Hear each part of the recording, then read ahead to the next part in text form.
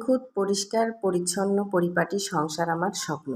তাই তো সব সময় চেষ্টা করি আপন মনে সেই স্বপ্ন বোনার। মানে নিজের স্বপ্নটাকে সুন্দর করে ফুটিয়ে তোলার। মানে হচ্ছে আমার সংসারটাকে সুন্দরভাবে গুছিয়ে রাখার। আসসালামু আলাইকুম, সবাই কেমন আছেন? আশা করছি দেশ ও দেশের বাইরে, কাছে কিংবা দূরে, যে যেখান থেকে আজকের ভিডিওটা দেখছেন সবাই ভালো আছেন। আল্লাহর অশেষ রহমতে আমিও কিন্তু বেশ ভালো আছি। চলে আসলাম আবার একটা নতুন ভিডিও নিয়ে আপনাদের মাঝে শেয়ার করার জন্য। আশা করছি আজকের ভিডিওটাও আপনাদের একটু হলেও ভালো লাগবে। তাই অনুরোধ করছি, প্লিজ একটা লাইক দিয়ে সম্পূর্ণ ভিডিওটা দেখবেন।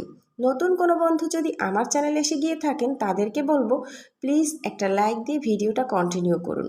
হয়তো এমনও হতে পারে ভিডিওটা দেখতে দেখতে আপনার কোনো একটা অংশ ভালো লেগে গেল, আর তাই যদি হয় তাহলে বলবো আমার চ্যানেলটি সাবস্ক্রাইব করে বন্ধু হয়ে আমার পাশে থেকে যেতে পারেন।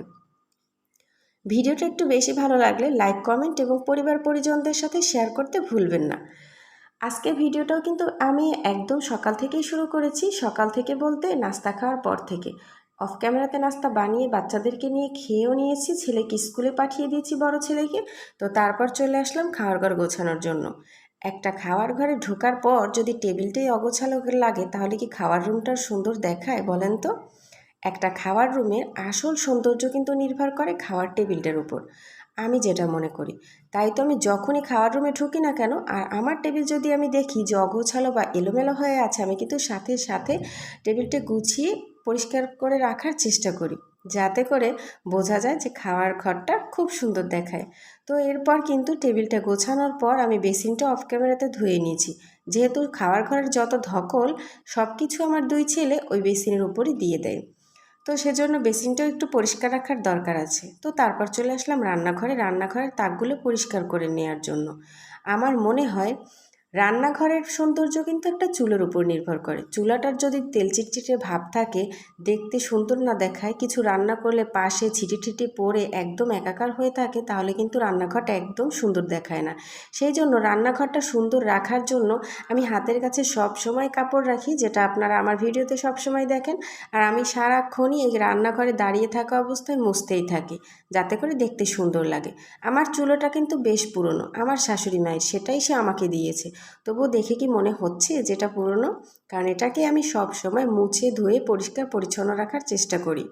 আজকের থালাবাটি আছে অল্প একটু, তাই কিন্তু আপনারা আর কি ভেবে বসবেন না যে আমি হয়তো এতটুকু থালাবাটি ধোবো। আজকে অল্প থালাবাটি, সেই জন্য আমি এটার সাথে অনেক কিছু এক্সট্রা কিছু ধুয়ে নিব, সেটা আপনাদের সাথে শেয়ার করছি। আর আমার সম্পূর্ণ ভিডিওটা আপনারা দেখতে থাকুন, তাহলেই তো বুঝবেন যে আমি কি এই ভিডিওতে আপনাদের সাথে শেয়ার করলাম।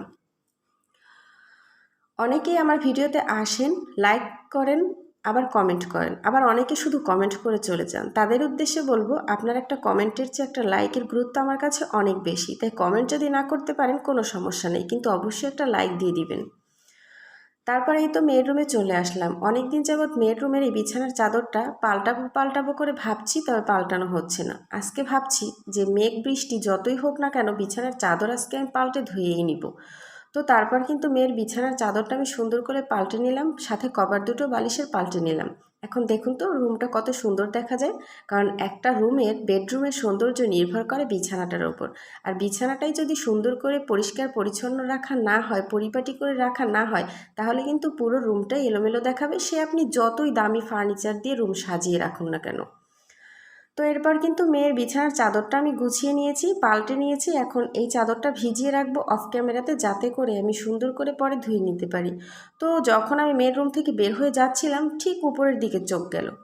যেই চোখ গেল, দেখলাম যে মেয়ের ফ্যানটা ভালোই ময়লা হয়েছে। তো সাথে সাথে কি করলাম, একটা আধোয়া কভার নিয়ে সেই কভার দিয়ে হালকাভাবে মুছে নিলাম। যেহেতু অতটা ময়লাও হয়নি, আমি এক সপ্তাহের মধ্যে 2-3 বারে মুছতে থাকি। মানে 2-3 দিন পর পরই আমি একটা হাতের কাছে কাপড় রাখি, যে কাপড়টা দিয়ে আমি প্রত্যেকটা রুম গুছিয়ে নিই, সাথে সাথে সেই রুমের ফ্যানটাও মুছে নিই। আমার মনে হয় কোনো কিছু অতিরিক্ত ময়লা করলে সেটা পরিষ্কার করতেও অতিরিক্ত ঝামেলা, সেজন্য হালকাভাবে পরিষ্কার করে নিলে গোছাতেও কিন্তু সময় লাগে না। তারপরে এই তো আমি অফ ক্যামেরাতে যখন থালাবাটি ধুয়ে নিয়েছিলাম, সাথে কিন্তু আমি এই র্যাকগুলোও ধুয়ে নিয়েছিলাম, যেগুলো আপনাদের সাথে শেয়ার করতে আমার একদমই মনে নেই। তো তারপর ভাবলাম ধোয়ার সময় আর কি শেয়ার করতে মনে নেই, তাতে কি হয়েছে, গোছানোর সময় তো শেয়ার করতে পারি। তো তাই এই তো আপনাদের সাথে গোছানোর সময় এক হাতে মোবাইল নিয়ে শেয়ার করছি। তো দেখতে একটু অসুবিধা হতে পারে, তো সেই জন্য আমি ভীষণই দুঃখিত। এই তো দেখুন আমি সুন্দর করে গুছিয়ে নিচ্ছি। আসলে যেদিন আমার থালাবাটি কম থাকে সেদিন আমি এক্সট্রা কিছু ধুয়ে নেওয়ার চেষ্টা করি, আর যেদিন কাপড় চোপড় কম থাকে সেদিনে আমি কাপড় চোপড়ে এক্সট্রা কিছু ধুয়ে নেওয়ার চেষ্টা করি। যেহেতু এই 2 হাত দিয়েই ধুইতে হবে, তাহলে কেনই বা এত দেরি করব। বেশি আর কি যদি জড়ো করা হয় তাহলে কিন্তু আমাকেও ধুতে গেলে কষ্ট হবে, নিজেরই কষ্ট হবে। সেজন্য আমি সবসময় চাই আর কি অল্প কিছু থাকতে থাকতেই পরিষ্কার করে রাখার, যাতে করে বেশি পরিষ্কার একসাথে করতে গেলে হাঁপিয়ে না যাই। তো এই তো সুন্দর মতো কিন্তু আমি র্যাকটাও গুছিয়ে নিলাম।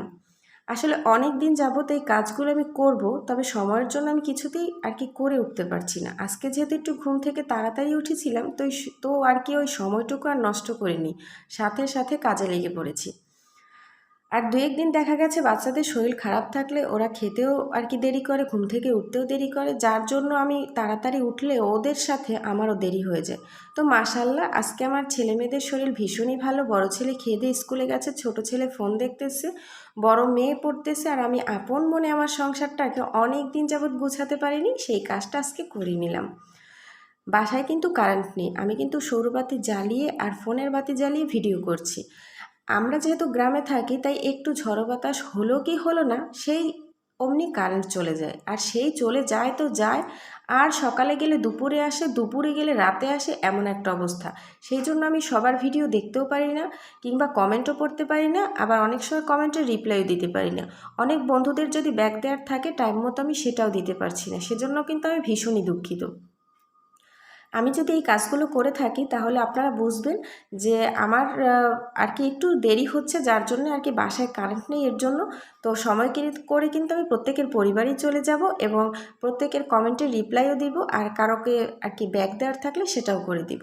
এরপর এই তো আরেকটা রুমে চলে এসে আমি কিন্তু সেই রুমও গুছিয়ে নিয়েছি। এই রুমে আপনাদের ভাইয়া থাকে, এর জন্য আর কি ফ্লোরটা আর কি বিছানা পেতে রাখা লাগে, যেহেতু আর কি বাসায় কারেন্ট থাকে না। তো আপনাদের ভাইয়া বেলকনির সোজা এইখানটায় ফ্লোরে শোয়, যাতে করে একটু বাতাস লাগে। তো এই জন্য কিন্তু রুমটা আমি ঝাড়ু দিয়ে আগেই ওটা মুছে রেখেছি, মুছে তারপর ফ্লোর বেডটা পেতে রেখেছি। সব শেষে আমি চলে আসলাম আমার রুমে। আসলে আমি কিন্তু সব কিছু গুছিয়ে আজকে নিচতলাতে যাব সেটাই ভেবে রেখেছি, যে আমি 11:30টার মধ্যে এই সব কিছু কাজ শেষ করব। তো এই তো এরপর চলে আসলাম নিজের রুমে। আগে বিছানাটা সুন্দর মতো ঝেড়ে তারপর রুমটা ভালো করে পরিষ্কার করে নিলাম। আর একটা রুম আজকে আগেই মুছে রেখেছি, যাতে করে ওই রুমটা তাড়াতাড়ি করে শুকিয়ে যায়। বাইরে যেহেতু মেঘ, আর ম্যাগের মধ্যে মুছলে ঘর কিন্তু তাড়াতাড়ি শুকাতে চায় না, কারেন্ট থাকলে তাও একটু ফ্যান ছেড়ে দেওয়া যায়। এর মধ্যে হালকা হালকা বৃষ্টি হচ্ছে, দেখুন বেলকনিতে কিন্তু পানি জমে আছে। আর কি একটু বৃষ্টি হলে পুরো বেলকনি ভিজে যায়, তো সেটাও একটু আপনাদের সাথে শেয়ার করলাম। এই তো দেখুন আমার বিছানাটাও কিন্তু আমি ঝেড়ে সুন্দর মতো পরিষ্কার করে নিয়েছি, সেটাও একটু আপনাদের সাথে শেয়ার করলাম। একটা রুমের সৌন্দর্য নির্ভর করে বিছানার ওপর। বিছানাটা যদি আর কি সুন্দর পরিপাটি গোছানো না থাকে তাহলে কিন্তু আর কি রুমটা দেখতেই ভালো লাগে না। আর যতই ফার্নিচার রাখি না কেন, রুমটা যদি আর কি গোছানো থাকে, বিছানাটা সুন্দর করে টান টান করে পাতা থাকে, তাহলে কিন্তু রুমটা দেখতে এমনিতেই সুন্দর লাগে। আর কি আপনার রুমে কতটা দামি ফার্নিচার, কতটা দামি জিনিস আছে, সেটা দেখে কিন্তু রুমের সৌন্দর্য বিচার করা হবে না। আপনি কতটা সেই অল্প দামি জিনিসটা গুছিয়ে রাখতে পেরেছেন, কতটা পরিপাটি করে রাখতে পেরেছেন, তার উপর কিন্তু আপনার রুমের সৌন্দর্য নির্ভর করে। এদিক থেকে আমার ছোট ছেলে ছোট রুমে বসে আর কি শুয়ে শুয়ে ফোন দেখতেছিল, সেটা একটু আপনাদের সাথে ভিডিও করে নিলাম। সবাই মাশাল্লাহ বলেছেন তো। এরপর এই তো মেয়ের রুম থেকে যে বালিশের কাভার চাদর এগুলো তুলে নিয়েছিলাম, সাথে আপনাদের ভাইয়ার লুঙ্গি গামছা প্যান্ট অনেক কিছু ছিল, সেগুলোও কিন্তু আমি অফ ক্যামেরাতে ধুয়ে নিয়েছি। বাথরুমটা একটু নোংরা হয়েছিল, যেহেতু আমি প্রত্যেকটা রুম মুছে এই বাথরুমে পানি ফেলেছি, তো বাথরুমটাও কিন্তু আমি সুন্দরভাবে গুছিয়ে একদম ঘষে মেজে পরিষ্কার করে নিয়েছি, সাথে বেসিন কমোড সব কিছু। তো এভাবেই কিন্তু আমি প্রতিদিনই কাজগুলো করতে থাকি সিরিয়ালে একটার পর একটা। আর কাজ দেখা গেছে মধ্যে থেকে করলে কিন্তু কখনোই সেই কাজ গুছিয়ে ওঠা সম্ভব না। সিরিয়ালে একটার পর একটা করতে পারলেই নিখুঁতভাবে পরিপাটিভাবে আপনি আপনার সংসারটা সাজিয়ে গুছিয়ে নিতে পারবেন। সেটা হোক অনেক কোটিপতিদের সংসার, সেটা হোক গরিবের সংসার। এই তো দুপুরে রান্নাবান্না শেষ করে চলে আসলাম, সেটাও একটু আপনাদের সাথে শেয়ার করছি। এখানে আছে পোয়া মাছ এবং রামসুস মাছ আর শলা চিংড়ি মাছ তরকারি, ডাল চচ্চড়ি, অন্য একটা পটলের তরকারি, ভাত। আজকের ভিডিও এই পর্যন্ত। আল্লাহ হাফেজ, আসসালামু আলাইকুম।